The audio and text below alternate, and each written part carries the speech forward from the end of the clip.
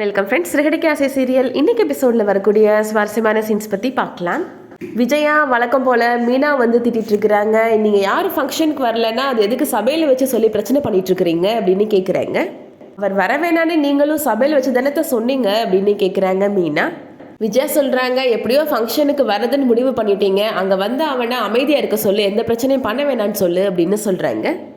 அவரை யாரும் சீண்டாமல் இருக்கிற வரைக்கும் அவர் அமைதியாக தான் இருப்பார் அப்படின்னு சொல்கிறாங்க மீனா. விஜயா ரொம்ப நக்கலாக சொல்கிறாங்க, அவன் பெரிய நல்ல பாம்பு பாரு, யாராவது சீண்டுனா கொத்திடுவானா அவன் அப்படின்னு கேட்குறாங்க. வேற பிரச்சனை பண்ண வேணான்னு நீங்களே நேராக போய் பேசிட வேண்டியதானத்தை அப்படின்னு சொல்கிறாங்க மீனா. அவனுக்கெலாம் இப்போ நீ தானே சாவி கொடுக்குற, நீயே சொல்லு, நீ சொன்னாதான் அவன் கேட்பான் அப்படின்னு சொல்கிறாங்க விஜயா. வந்து அவன் ஏதாவது பிரச்சனை பண்ணுனா அப்புறம் நான் பொல்லாதவளா ஆயிடுவேன் அப்படின்னு சொல்லிட்டு போகிறாங்க விஜயா. மீனா இப்போ நேராக முத்துவை பார்த்து பேசுறதுக்காக போகிறாங்க. ஸ்ருதியோட ஃபங்க்ஷனுக்கு போகிறப்ப நீங்கள் அங்கே கொஞ்சம் வந்து அமைதியாக இருங்க, எந்த பிரச்சனையும் பண்ணிடாதீங்க அப்படின்னு சொல்கிறாங்க மீனா. எல்லாரும் மாதிரி நீயும் என்கிட்ட பேசுகிறியா அப்படின்னு கோபப்படுறாரு முத்து. நான் எதுவும் சொல்லலைங்க, அத்தை தான் வந்து உங்களை பிரச்சனை எதுவும் பண்ணிடக்கூடாதுன்னு சொல்ல சொன்னாங்க அப்படின்னு சொல்கிறாங்க மீனா.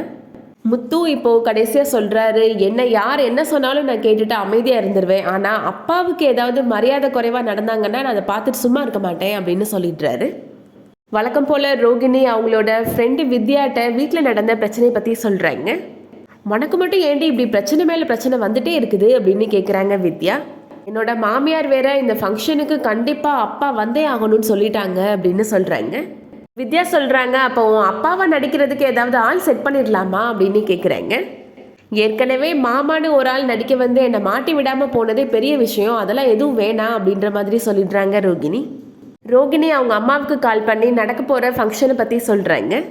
எனக்கு தாலி பிரித்து போடுறாங்கம்மா, அந்த ஃபங்க்ஷனுக்காக பணம் தேவைப்படுதுமா, உன்ட்ட எதுவும் பணம் இருக்குதாம்மா அப்படின்னு கேட்குறாங்க. என்கிட்ட ஒரு நகை இருக்குதுமா, அதை வேணா நான் வச்சு வேணா கொடுக்குறேன் அப்படின்ற மாதிரி ரோகிணியோட அம்மா சொல்கிறாங்க. நானும் அந்த ஃபங்க்ஷனுக்கு வரட்டுமா அப்படின்னு ரொம்ப ஆசையாக கேட்குறாங்க. நீ எப்படிமா வர முடியும் அப்படின்னு ரோகிணி கேட்குறாங்க. நான் உனக்கு ஃபங்க்ஷனில் எடுத்த ஃபோட்டோஸ் எல்லாம் அனுப்புகிறேம்மா அப்படின்னு சொல்லிடுறாங்க. இதுக்கிடையில் மீனா இப்போது மீனாவோட அம்மா பூக்கடைக்கு போகிறாங்க. என்னக்கா நீ உன் கடையை விட்டுட்டு இங்கே வந்திருக்கிற அப்படின்னு சீதா கேட்டுட்ருக்குறாங்க. ஒரு மாலை ஆர்டர் வந்துச்சு, அதை கொடுத்துட்டு போகலான்னு நீங்கள் வந்தேன் அப்படின்னு சொல்கிறாங்க மீனா. மீனா சொல்லிட்டு இருக்கிறாங்க, ஸ்ருதியோட ஃபங்க்ஷனுக்கு உங்கள் எல்லாரையும் கூப்பிட்ட சொல்லி மாமா சொன்னாங்க, நான் தான் வேணான்னு சொல்லிட்டேன் அப்படின்னு சொல்கிறாங்க. ஏற்கனவே அங்கே ஏதாவது பிரச்சனை வந்துடுமான்னு நான் பயந்துட்டுருக்கிறேன், அப்படி ஏதாவது பிரச்சனை வந்துச்சுன்னா அதுக்கெல்லாம் காரணம் நீங்கள் தானே, எங்கள் மாமியார் சொன்னாலும் சொல்லுவாங்க அப்படின்னு சொல்கிறாங்க மீனா. இல்லைனாலும் உங்கள் மாமியார் எங்களை வந்து பூப்பழ வச்சு அழைக்கவா போகிறாங்க அப்படின்னு சத்யா கேட்டுட்ருக்கிறாரு. ஏன்னா நம்மகிட்ட பணம் கிடையாது, பணம் இருந்துச்சுன்னா நம்மளை கண்டிப்பாக மரியாதையாக நடத்தி இருந்திருப்பாங்க அப்படின்னு சொல்கிறாரு. இந்த உலகத்தில் பணம் தான் ரொம்ப முக்கியம், பணம் இருந்தால் தான் நம்மளை எல்லாரும் மதிப்பாங்க அப்படின்னு சொல்கிறாரு. மீனா சொல்கிறாங்க, பணம் மட்டும் முக்கியம் கிடையாது சத்யா, நமக்கு நல்ல குணம் இருந்தால் தான் நம்மளை எல்லாரும் மதிப்பாங்க அப்படின்னு சொல்கிறாங்க. உனக்கு அதெல்லாம் புரியாதுக்கா, நான் நிறைய பணம் சம்பாதிக்கணும், நான் வேலைக்கு போகிறேன் அப்படின்னு சொல்லிட்டு போகிறாரு சத்யா. இதுக்கிடையில் இப்போது ரோகிணியை பார்க்குறதுக்காக ரோகிணியோட அம்மா வராங்க. கிறிஷு கூப்பிட்டுட்டு வரலையாம்மா அப்படின்னு ரோகிணி விசாரிச்சுட்ருக்குறாங்க. அவனுக்கு எக்ஸாம் இருக்குமா நாளைக்கு, அதான் பக்கத்து வீட்டில் விட்டுட்டு வந்தேன் அப்படின்னு ரோகிணியோட அம்மா சொல்லிட்டுருக்குறாங்க. பணம் கொண்டு வந்திருக்கிறேம்மா அப்படின்னு சொல்லிட்டு பணம் கொடுக்குறாங்க. என்னம்மா இவ்வளோ பணம் உனக்கு எங்கேருந்துமா வந்துச்சு அப்படின்னு ரோகிணி கேட்குறாங்க. உன்னோட முதல் கல்யாணத்தப்ப கட்டின தாலி நம்ம வீட்டில் தாம்மா இருந்துச்சு, அதை விற்று தான் கொண்டு வந்தேன் அப்படின்னு சொல்கிறாங்க ரோகிணியோட அம்மா. எதை நான் மறக்கணும்னு நினைக்கிறேனோ அது மறுபடியும் என் வாழ்க்கையில் ஏமா அப்படி வந்துட்டே இருக்குது அப்படின்னு ரொம்ப ஃபீல் பண்ணி பேசுகிறாங்க ரோகிணி. உனக்கு இப்போதைக்கு பணம் தேவைப்பட்டுச்சு இல்லைம்மா, நீ மற்ற எதை பற்றியும் யோசிக்காத அப்படின்னு ரோகிணியோட அம்மா சமாதானப்படுத்திட்டு இருக்கிறாங்க. இதுக்கிடையில் விஜயா இப்போது ரோகிணியை பார்க்குறதுக்காக வராங்க. ரோகிணியை பார்க்குறதுக்காக நேராக உள்ளே போகிறதுக்காக போகிறாங்க. நீங்கள் வெயிட் பண்ணுங்கள் மேடம், யாரையும் உள்ளே அனுப்பக்கூடாதுன்னு சொல்லியிருக்கிறாங்க அப்படின்னு அங்கே இருக்கிற ரிசப்ஷனில் சொல்கிறாங்க. நேராக அந்த லேடி வந்து உங்களை பார்க்குறதுக்கு உங்கள் மாமியார் வந்திருக்கிறாங்க அப்படின்னு சொல்கிறாங்க. அதை கேட்ட ரோகிணி ரொம்ப டென்ஷன் ஆகிடுறாங்க. நீ இங்கே இருக்கிறத பார்த்தா அவங்க கேள்வி மேலே கேள்வி கேட்பாங்கம்மா அப்படின்னு சொல்கிறாங்க. நான் அவங்க ஞாபகமாக வச்சுட்ருப்பாங்க ரோகிணி அப்படின்னு கேட்டுட்ருக்குறாங்க ரோகிணியோட அம்மா. ஏற்கனவே நீ வீட்டுக்கு வேற வந்திருக்கிற இல்லைம்மா, அதெல்லாம் ஞாபகம் வச்சுருப்பாங்க அப்படின்னு டென்ஷன் ஆகுறாங்க ரோகிணி. விஜயா இப்போ வெயிட் பண்ணி பார்க்குறாங்க. என்ன எவ்வளோ நேரம் தான் வெயிட் பண்ணுறது அப்படின்னு சொல்லிட்டு நேராக ரோகிணியை பார்க்குறதுக்கு ரூம்குள்ளேயே வந்துடுறாங்க.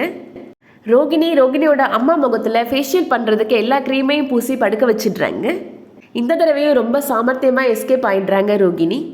ஆன்ட்டி நீங்களாக வந்திருக்கிறீங்க, நீங்கள் வந்திருந்தா நேராக உள்ளே வந்திருக்கலாமே அப்படின்ற மாதிரி சமாளிக்கிறாங்க ரோகிணி. ஃபங்க்ஷனுக்கு பர்ச்சேஸ் பண்ணுறதுக்காக போனோமா, அப்படியே உன்னோட அப்பாவுக்கும் ஷர்ட் வாங்கிட்டு வந்தோம், 2000 ரூபாய்க்கு வாங்கியிருக்கிறோம் அப்படின்னு சொல்கிறாங்க விஜயா. ரொம்ப டயர்டாக இருக்குமா, அதான் உன்ட்ட மசாஜ் பண்ணிட்டு போகலான்னு வந்தேன் அப்படின்னு சொல்கிறாங்க. ஃபங்க்ஷனுக்கு கண்டிப்பாக அப்பா வருவார்ல அப்படின்னு கேட்குறாங்க. கண்டிப்பாக வந்துடுவார் ஆண்டி அப்படின்னு ரோகிணி சொல்லிட்டு இருக்கிறாங்க. கூட அந்த டிக்கெட்டும் வருமா அப்படின்னு கேட்குறாங்க விஜயா. நீங்கள் யாரை பற்றி ஆண்டி கேட்குறீங்க அப்படின்னு தெரியாத மாதிரி கேட்குறாங்க ரோகிணி. அதான் உங்கள் அப்பா புதுசாக கல்யாணம் பண்ணியிருக்கிறாரு, அவங்களும் வருவாங்களா அப்படின்னு கேட்குறாங்க விஜயா. அப்பா மட்டும்தான் வரதா சொன்னார் ஆண்டி அப்படின்னு ரோகிணி சொல்கிறாங்க. என்னம்மா பண்ணுறது, உனக்கு அம்மா இருந்தால் அவங்க உன் கூட வந்திருப்பாங்க, அவங்க தான் அல்பாயுஸ்லேயே போய் சேர்ந்துட்டாங்களே அப்படின்னு சொல்லிட்டு இருக்கிறாங்க விஜயா. ரோகிணியோட அம்மாவும் அங்கே தான் இருக்கும்போது விஜயா அப்படி பேசுகிறத நினச்சி ரோகிணி ஃபீல் பண்ணுறாங்க. அதோட இன்னைக்கான எபிசோட் முடியுது.